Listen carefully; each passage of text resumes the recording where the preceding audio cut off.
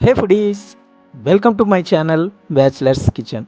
ఇవాల్టి special crispy crunchy చెక్కలు.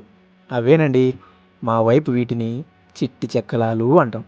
మీరు కూడా నేను చెప్పిన పద్ధతిలో చేస్తే మీరు ఎప్పుడైనా చేయండి, చాలా పర్ఫెక్ట్గా టేస్టీగా వస్తాయి.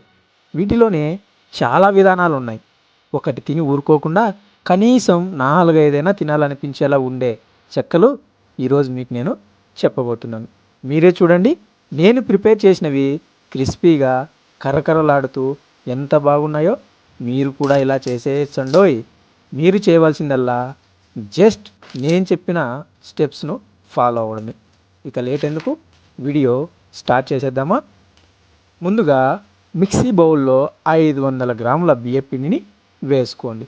దీనికి సోనా మసూర బియ్యం కంటే కంట్రోల్ రేషన్ బియ్యం అంటారు కదా, అవి చాలా బాగుంటాయి.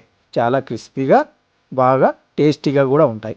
ఇందులో గంట సేపు నానబెట్టుకున్న ఒక పిడికెడు సగ్గుబియ్యము, ఒక పిడికెడు మినప్పప్పు, ఒక టేబుల్ స్పూన్ జీలకర్ర, అలాగే 2 టేబుల్ స్పూన్ల నువ్వులు, ఒక గుప్పెడు శనగలు కూడా వేసుకోండి.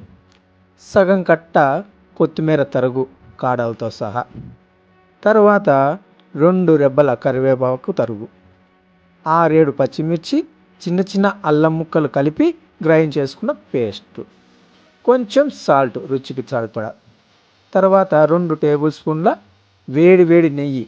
ఈ ప్లేస్లో మీరు డాల్డా వేసుకున్నా కూడా చాలా బాగా వస్తాయి. ఇవన్నీ వేసి బాగా కలుపుకున్నాక గోరువెచ్చని నీళ్లు పోసుకొని గట్టిగా పిండిని ఒత్తుకోండి. పిండిని ఒత్తుకున్నాక చిన్న చిన్న బాల్స్గా డివైడ్ చేసుకోండి. ఇప్పుడు ఈ బాల్స్ను పూరీ ప్రెస్ ఉంటుంది కదా, ఆ పూరీ ప్రెస్లో వేసి ఈ బాల్స్ను ప్రెస్ చేస్తే చక్కగా ఫ్లాట్గా చెక్కలాలు వస్తాయి. చూడండి, ఇలా అన్నమాట. వీటన్నిటిని ఒక ప్లేట్లో తీసుకోండి.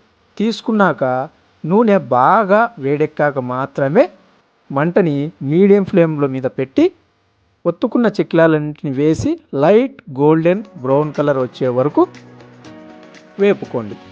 లైట్ గోల్డెన్ కలర్ రాగానే తీసేయండి. నూనెలోనే ఎర్రగా వేపి తీస్తే చల్లారాక అవి నల్లగా అయిపోతాయి.